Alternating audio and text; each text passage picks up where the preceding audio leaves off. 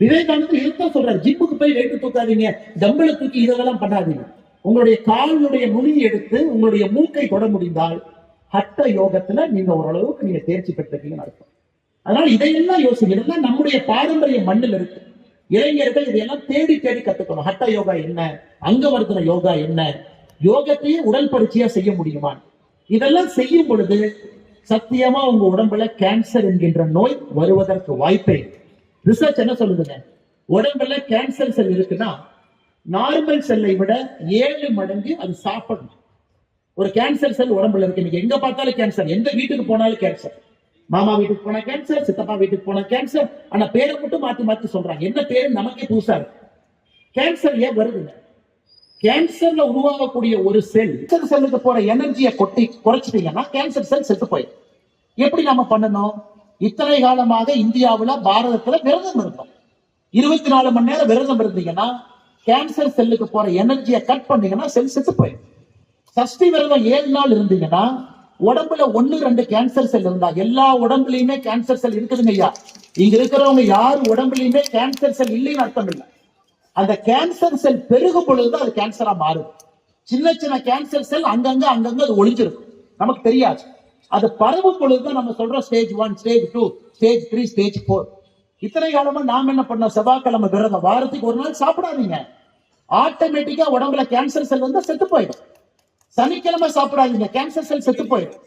வருஷத்துக்கு ஒருக்கா பாடி கிளீன் பண்ணுமா, 7 நாள் விரதம் இருங்க, மொத்த கேன்சர் செல் செத்து போயிடும். எப்படி நம்ம முன்னோர்களுக்கு கேன்சர் வந்துச்சு? யாருக்குமே வரல. நாம விரதத்தை விட்டாச்சு, ஃபாஸ்ட் ஃபுட்டை சாப்பிடுறோம். கென்டக்கி ஃப்ரைட் சிக்கன் ஏதோ பேர்லாம் வச்சிருக்காங்க, எல்லாத்தையும் எடுத்து சாப்பிடுறோம். அப்ப என்ன ஆகுங்க? உடம்புல அவ்வளவு எனர்ஜி உள்ள போகும் பொழுது கேன்சர் செல்லுக்கு அந்த எனர்ஜி வேணும். இளைஞர்கள் இதைத்தான். புதுச்சேரி மாநிலத்தினுடைய தலைவர் ஒரு பிரஷர் டெஸ்ட் வச்சிருக்காங்க. ஒரு பிரஷர் டெஸ்ட். இன்னைக்கு இளைஞரணி தம்பிகள், நீங்களே எல்லாத்தையும் கூட்டிட்டு வரணும். பணம் கொடுத்து யாரையும் இந்த கூட்டத்துக்கு கூப்பிடக்கூடாது. ஆர்வம் இருக்கக்கூடிய இளைஞர்கள் மட்டும்தான் இந்த கூட்டத்துக்கு வரணும். ஆர்வம் இல்லாத இளைஞர்கள் நீங்க கூப்பிடாதீங்க, அவங்க மட்டும் வரணும். ஒரு பெரிய பிரஷர் டெஸ்ட் வச்சிருக்காங்க. நான் உண்மையாலும் மனதார பாராட்டுகின்றேன். காரணம், உண்மை சத்தியம் எங்கிருக்கிறதோ அங்கே மட்டும்தான் நேர்மை இருக்கும். 10,000 பேர் சேர்த்திட்டோம், 50,000 பேர் சேர்த்திட்டோம். எதுக்கு 50,000 பேர் வந்தாங்கன்னு தெரியாம வர்ற 50,000 பேர் நமக்கு வேண்டாம். ஏன் வருகின்றேன் என்று தெரிந்து வருகின்ற 1000 பேர் நமக்கு போச்சு. விவேகானந்தர் எதிர்பார்க்கக்கூடிய அந்த 1000 பேர் ஏன் வருகின்றேன் என்று தெரிந்து வரக்கூடிய இளைஞர்கள். இன்னைக்கு வந்திருக்கக்கூடிய எல்லா இளைஞர் பெருமக்களுக்கும் என்னுடைய நெஞ்சார்ந்த மனமார்ந்த நன்றிகளை தெரிவித்து, தரையில உட்கார்ந்து வேலை பார்க்கணும். அதுதான் பாரதிய ஜனதா கட்சி இளைஞர்கள். ஏன்னா அடுத்த தலைவர் என்பது பாரதிய ஜனதா கட்சி இளைஞர்களில் தான் உருவாகும். நமக்கு அடுத்த தலைவர் கர்மயோகியா வரணும். இளைஞர்கள் இன்னைக்கு அடிபட்டு மிதிப்பட்டு நசுக்கப்பட்டு இளைஞர்கள் எல்லா கஷ்டத்தையும் பார்த்து, சேர் எடுத்து போறது, சேர் எடுத்து வைக்கிறது, எல்லாத்தையும் பார்த்து, டேபிள் தொடச்சு, அலுவலகத்தை கிளீன் பண்ணி, அப்படி அந்த வேலையை செய்யக்கூடிய இளைஞன் தான் ஒரு கர்ம யோகியாக எந்த எதிர்பார்ப்பும் இல்லாத ஒரு நல்ல தலைவனாக வருகின்றான். அதனால் இளைஞர்கள் தம்பிகளை பொறுத்தவரை அப்படிப்பட்ட நல்ல தலைவர்களாக நீங்க உருவாகணும். எதையும் நீங்க எதிர்பார்க்க கூடாது.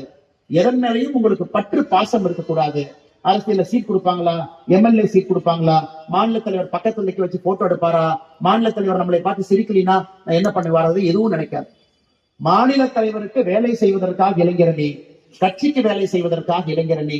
தரையில் அமர்ந்தாலும் அதே சந்தோஷம், மேடையில நமச்சிவாய் என்ன பக்கத்துல சேர் கொடுத்தாலும் அதே சந்தோஷம், ஓரத்துல நிக்க வச்சாலும் அதே சந்தோஷம், கேட்டுக்கு வெளியே டிராபிக்கை ரெகுலேட் பண்ணினால் அதே சந்தோஷம், வெளியே போய் கொடிய கட்டுங்க அதே சந்தோஷம், நிகழ்ச்சிக்கு வர வேண்டாம் மாவட்டத்திலிருந்து பின்னாடி வேலை செய்யுங்கனாலும் அதே சந்தோஷத்தோடு இளைஞர்கள் இருந்தால் பாரதிய ஜனதா கட்சி புதுச்சேரிக்கு நமக்கு இளைஞர்கள் வேண்டும் என்று சொல்வதை விட கர்மயோகியாக இருக்கக்கூடிய இளைஞர்கள் நமக்கு வேண்டும். காரணம், இந்த கட்சி இன்னும் அடுத்தடுத்த காலம் பெருசா வளரும். அண்ணன் சொன்னாங்க, மிக சிறந்த ஆட்சி நாம் கொடுத்துக்கிட்டு இருக்கோம். மறுபடியும் 5 ஆண்டு பத்தாதுங்க. ஜனநாயகத்தை பொறுத்தவரை 5 ஆண்டு என்பது எப்பவும் பத்தாது. மறுபடியும் 5 ஆண்டு, 25 ஆண்டுகள் 30 ஆண்டுகள் மத்திய பிரதேசல, குஜராத்ல பாரதிய ஜனதா கட்சியுடைய ஆட்சி இருக்கு. இன்னமும் நாம டே 1 மாதிரி வேலை பார்க்கணும். 25 ஆண்டுகள் ஆட்சியில் இருந்தாலும் கூட 25 வருஷம் இருந்துட்டோன்னு நம்ம சொல்ல, இன்னும் முதல் நாள் ஆட்சியில் இருந்தால் எப்படி இருப்போமோ அதே வைராகியத்தோடு வேலை பார்க்கின்றோம். அதனால் புதுச்சேரியினுடைய மாற்றம் என்பது இன்னும் பல ஆண்டுகள் இங்கே பாரதிய ஜனதா கட்சி தேசிய ஜனநாயக கூட்டணி ஆட்சியில் இருக்கணும். அதற்கு இளைஞர் இங்கிருந்து தலைவர்கள் நீங்க ஃபீல் பண்ணிக்கிட்டே இருக்கணும். இளைஞர் அணியிலிருந்து மாவட்ட தலைவர், இளைஞர் அணியிலிருந்து மாநில தலைவர், இளைஞர் அணியிலிருந்து தேசிய தலைவர், அப்படித்தான் வரணும்.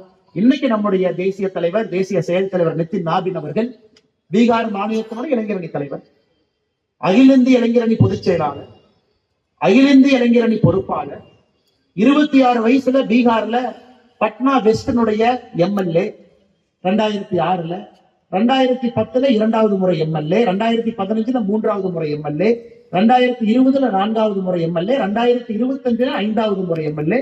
இன்னைக்கு அவருக்கு வயசு வெறும் 46. அப்ப பாரதிய ஜனதா கட்சி இளைஞரணியிலிருந்து ஒருத்தரை கண்டுபிடிச்சு அவரை குரூம் பண்ணி எம்எல்ஏ ஆக்கி அவருக்கு பொறுப்புகள் கொடுத்து 3 முறை நிதிஷ்குமார் அவர்கள் ஆட்சியில அமைச்சரவையிலிருந்து தேசிய செயல் தலைவர் பொறுப்பு வரும் வரை அதற்கு முன்னாடி நாள் வரைக்கும் பீகார்ல அமைச்சராக இருந்தார். அன்னைக்கு பொறுப்பை துறக்கிறாரு. ஏன்னா இளைஞரணியை பொறுத்தவரை அந்த லீடர்ஷிப்பை மேல தூக்கி கொண்டு வரணும். அதனால புதுச்சேரியுடைய இளைஞரணியுடைய அன்பு தம்பிகள் மிகச் சிறப்பாக இந்த நிகழ்ச்சியை நடத்தி கொண்டிருக்கின்றீர்கள். அதற்காக என்னுடைய மனமார்ந்த வாழ்த்துக்களையும் தெரிவித்து, இன்னும் உயர, இன்னும் மேல, இன்னும் வலிமையாக, இன்னும் பலமாக உங்களுடைய செயல்பாடுகள் இருக்கட்டும். எல்லா வல்ல இறைவன் சாமி விவேகானந்தருடைய அருள் உங்களுக்கு முழுமையாக கிடைக்கட்டும்.